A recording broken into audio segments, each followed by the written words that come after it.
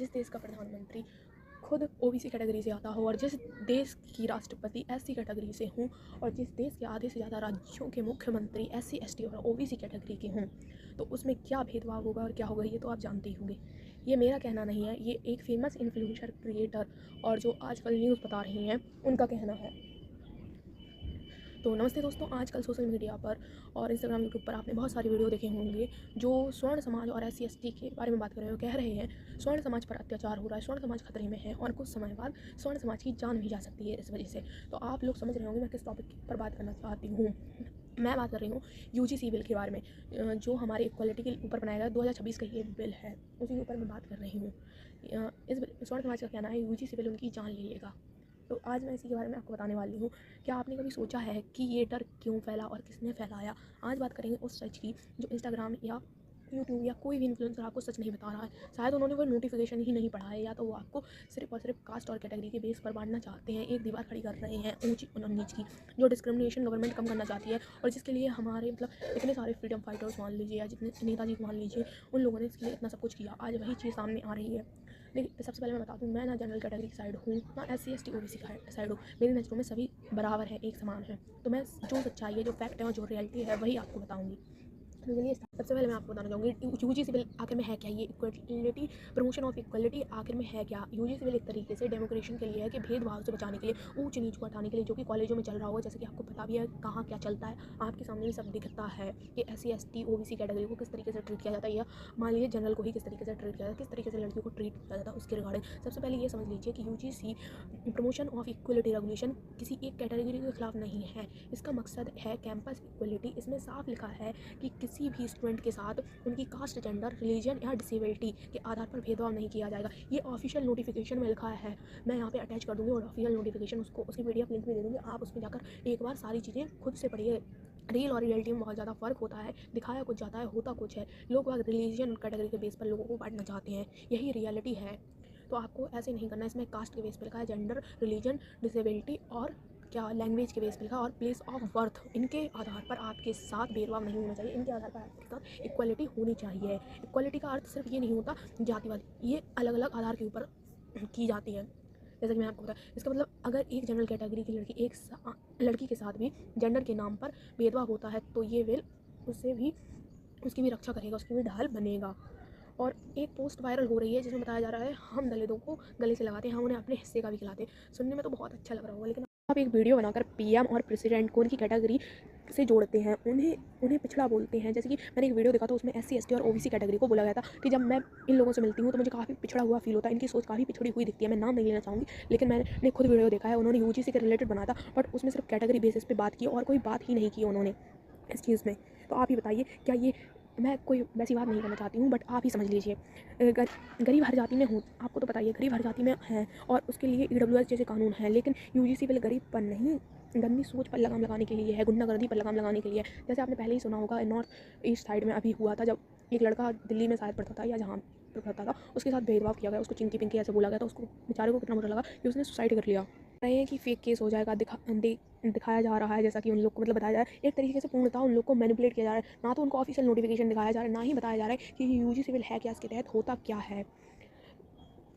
हो सकता है उसका हर का गलत यूज़ हो सकता है, लेकिन इसका मतलब ये नहीं कि भेदभाव को रोकने के लिए कोई कानून ही ना बनाया जाए। अब कुछ लोग कह रहे हैं यूजीसी अगर लागू ही करना है तो ऑल इंडिया करिए, आप सिर्फ कॉलेजों में क्यों कर रहे हैं। तो आप एक बात समझिए, कॉलेजों में जब हम पढ़ते हैं वहाँ पे हम भेदभाव देखते हैं, तो वही हम आगे भी करते हैं। हमारी सोच वैसी ही बनती है। हम अपने घर पे जाते हैं, हम पढ़ रहे हैं, हमारे माँ बाप नहीं पढ़े हुए हैं इतने, उनको हम वही चीज़ें बताते हैं, वही समझाते हैं। तो अगर वहीं पे भेदभाव नहीं होगा, सब एक समान होंगे, तो फिर हमारी सोच बदलेगी, हम दूसरों को भी वैसे ही समझा सकते हैं। मैं यहाँ पे कुछ वैसी बात नहीं कर रही हूँ, मैं जो मेरा पॉइंट ऑफ व्यू है वो बता रही हूँ आपको। यूजीसी ने हर कॉलेज में एक एंटी डिस्क्रिमिनेशन कमेटी बनाई है जिसमें 10 लोग होंगे, और वो 10 लोग पता कौन होंगे, वो 10 लोग हर कास्ट के हर कैटेगरी में से चुने जाएंगे। उसमें महिलाएं भी होंगी, दिव्यांग भी होंगे। और आप ये बताइए, जब वो दोनों साइड की सुनेंगे कानून, पहले एविडेंस को देखेंगे, फिर उनको आगे प्रोसेस करेंगे, फिर उसके ऊपर एक्शन लेंगे, तो फिर आप ये बताइए भेदभाव कैसे ही हो सकता है। हाँ, भेदभाव की संभावना भी होती है, लेकिन मेरा मानना है जब 10 लोग की कमेटी बनेगी, उसमें हर कैटेगरी के लोग होंगे और दोनों पक्षों को सुनेंगे, एविडेंस देखेंगे, उसके बाद ही कोई निर्णय लिया जाएगा। तो फिर भेदभाव कैसे हो सकता है। अब कुछ लोग बोल रहे हैं कि वो एक ही साइड की सुनेंगे, तो ये बिल्कुल गलत बात है। वो दोनों ही साइड की सुनेंगे और एविडेंस के बेसिस पे हो। ऐसा नहीं होगा कि तुमने किसी के ऊपर आरोप लगा दिया तो वो सिर्फ बोलने से सिद्ध होगा, बिना एविडेंस के उसको सिद्ध नहीं किया जा सकता है। डर सिर्फ उन्हें होना चाहिए जो आज भी दूसरों को अपने से नीचा समझते हैं, जो गुंडागर्दी करते हैं, जो सोचते हैं मैं जनरल में आता तो मेरी कैटेगरी ऊँची है, वो लोग नीचे हैं, वो लोग SC ST हैं तो वो लोग नीचे हुए हैं। ऐसे बहुत सारे लोगों को जानती हैं जो पढ़े लिखे होकर भी ऐसी बातें कर रहे हैं, जो कि UGC का विरोध कर रहे हैं, और खास करके वुमेंस भी UGC का विरोध कर रही हैं। उनके लिए तो इसमें उनको तो प्रोटेक्ट करने के लिए बनाया गया, हालांकि हर कैटेगरी के लिए बनाया गया है। लेकिन अगर जब पढ़े लिखे लोग ही कानूनों का विरोध करने लगेंगे तो फिर गवर्नमेंट कैसे कानून बनाएगी, कैसे राइट मिलेगा। और पहली बात तो किसी को भी छेड़ना, किसी को भी चिढ़ाना, डिस्क्रिमिनेशन करना ये हमारा फंडामेंटल राइट है ही नहीं। कानून की नज़रों में, कॉन्स्टिट्यूशन की नज़र में सब कोई बराबर है, सभी एक समान है। देश तभी बदलेगा जब कॉलेज में हम जातिवाद को छोड़कर बल्कि एक भारतीय नागरिक, भारतीय स्टूडेंट बनेंगे। सोशल मीडिया के प्रोपेगेंडा से ना सीख कर असली चीज़ें देखेंगे, असली नियम पढ़ेंगे और जो नोटिफिकेशन ऑफिशियल हैं उनको देखेंगे। आप लोगों को क्या लगता है, क्या क्या एक सेफ और बराबरी वाला कैंपस हमारे हक नहीं है? आप लोग ये बताइए कि हम नहीं चाहते हैं कि ये डिस्क्रिमिनेशन बंद हो जाए, भेदभाव बंद हो जाए, बट मुझे लगता है बहुत सारे लोगों की सोच अभी भी वहीं अटकी है कि हम जनरल कैटेगरी से हैं तो हम ऊँचे हैं और बाकी सब लोग हमारे नीचे हैं। अभी भी मैंने खुद बहुत जगह देखा है कि लोग दूसरों को दबाने की कोशिश करते हैं जो SC ST OBC से आते हैं। हालांकि पहले OBC का इतना जिक्र नहीं होता था, बट इसी वाले रूल में OBC को भी ऐड किया गया है। वैसे OBC पे इतना कोई फोकस नहीं करता था। मैं किसी भी कैटेगरी की साइड नहीं ले रही हूँ, मैं बस जो मेरा पॉइंट ऑफ व्यू और जो मैंने ऑफिशियल नोटिफिकेशन पढ़ा है और जो मैंने उससे सीखा है और जितनी मेरी नॉलेज है उसके हिसाब से बोल रही हूँ। मुझे बिल्कुल भी पसंद नहीं है कि कोई भेदभाव करे, कोई ऊंच नीच की बात करे, बट जिस तरीके से मैंने एक वीडियो देखा, उन्होंने सिर्फ और सिर्फ कैटेगरी के बेस पे भेदभाव की भावना रखी। उन्होंने लाना है तो सबसे पहले हमें अपनी सोच को बदलना होगा, सबसे पहले अपने अंदर चेंज लाना होगा, जिससे हम और लोगों को भी समझा सकें। हमें ये मैनिपुलेटिंग में नहीं आना, हमें किसी की बातों में नहीं आना है। जो सच्चाई है हमें वो देखनी है, ये नहीं कि मैं इस कैटेगरी से हूँ, उसने इस कैटेगरी के लिए ऐसे बताया है तो मैं वही मान लूँगी। नहीं, वो नहीं मानना है, जो उसकी रियलिटी उसको चेक करना है। हम लोग पढ़े लिखे हैं, क्या आप यही चाहते हैं कि ये जो भेदभाव डिस्क्रिमिनेशन चल रहा है ये हमेशा चलता ही रहे, हमारा देश बदले ही नहीं, जो आज से हज़ारों साल पहले होता था वही होता रहे? वो कहने से मेरी साइड से UGC का जो ऑफिशियल नोटिफिकेशन है उसको एक बार रीड करना चाहिए, उससे आपके मोस्टली 95% डाउट क्लियर हो जाएंगे। बाकी अभी SC ने तो मतलब सुप्रीम कोर्ट ने UGC पे जो प्रोटेस्ट की वजह से थी ना उसके कारण स्टे लगा दिया।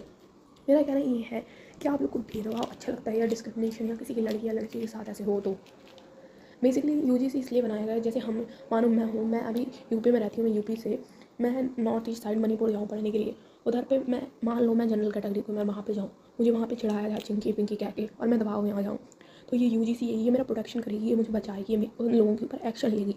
ऐसे ही वहाँ का कोई बच्चा यहाँ पे पढ़ने आए और उसके साथ भेदभाव हो तो उसको बचाएगी। मोस्टली काम इसका डिस्क्रिमिनेशन को कम करना है, डिस्क्रिमिनेशन नहीं होने देना है, भेदभाव किसी में। जैसा अभी आपने रिसेंटली केस देखा, नॉर्थ ईस्ट का एक लड़का था जिसके साथ ऐसे ही डिस्क्रिमिनेशन हो रहा था तो उसने सुसाइड कर लिया था। तो बाकी लोगों का काम है भेदभाव को और बढ़ाना, ऊपर मतलब कैटेगरी रिलीजन बेस पे बातें करना। लेकिन आप लोग को किसी की बातों में नहीं आना, मैनिपुलेट नहीं होना है, खुद की सोच से वर्क करना है। आपको ऑफिशियल नोटिफिकेशन देखना है, रील से ज़्यादा आपको रियलिटी माननी है। रील में लोग कहते कुछ है, होता कुछ है, इसीलिए आपको रील पर भरोसा नहीं करना है, ना ही किसी की बातों में आना है, ना ही मैनिपुलेट होना है। UGC हमारी भलाई के लिए ही बनाई गई है, डिस्क्रिमिनेशन को कम करने के लिए ही बनाई गई है। आपको मेरी बात पर विश्वास नहीं है तो मैंने जो ऑफिशियल नोटिफिकेशन लगाया उसको रीड कर सकते हैं, और आप एक बार जो मैंने डिस्क्रिप्शन में लिंक दिया आप वहाँ से भी डाउनलोड करके पढ़ सकते हैं। फिलहाल तो सुप्रीम कोर्ट ने इस पे स्टे लगा दिया है। ये वीडियो कैसा लगा है और आप लोग मतलब आप लोग का क्या ओपिनियन है, क्या आपका पॉइंट ऑफ व्यू है, और क्या कहना चाहते हैं UGC के बारे में? वैसे तो मुझे पता है ज़्यादातर लोगों ने मैनिपुलेट ही करके रखा है कैटेगरी बेस पे। वो लोग UGC का कम बताते हैं, ज़्यादातर ये बताते हैं श्रवण समाज के साथ अत्याचार हो रहा है, ये हो रहा, लेकिन रियलिटी उससे बहुत ज़्यादा अपोजिट है। डरना उनको है जो लोग गुंडागर्दी करते हैं, जो लोग गुंडे हैं, जो लोग फालतू में किसी के साथ भेदभाव करते हैं, जो काला गोरा बोलते हैं। मैंने कुछ कमेंट भी ऐड किए हैं जो मैंने मतलब एक क्रिएटर है उन्हीं के से निकाला जिन्होंने UGC के ऊपर बनाया था। वो खुद स्वर्ण समाज से आती हैं और ऐसी बात करती हैं। उन्होंने सिर्फ कैटेगरी बेस पे बातें की है, ना ही उन्होंने UGC का एक भी पॉइंट नहीं लिया है। तो बाकी आप सभी से यही है कि अवेयर रहिए, रील से ज़्यादा रियलिटी पे भरोसा करिए। Thank you so much for watching this video. जय हिंद, जय भारत।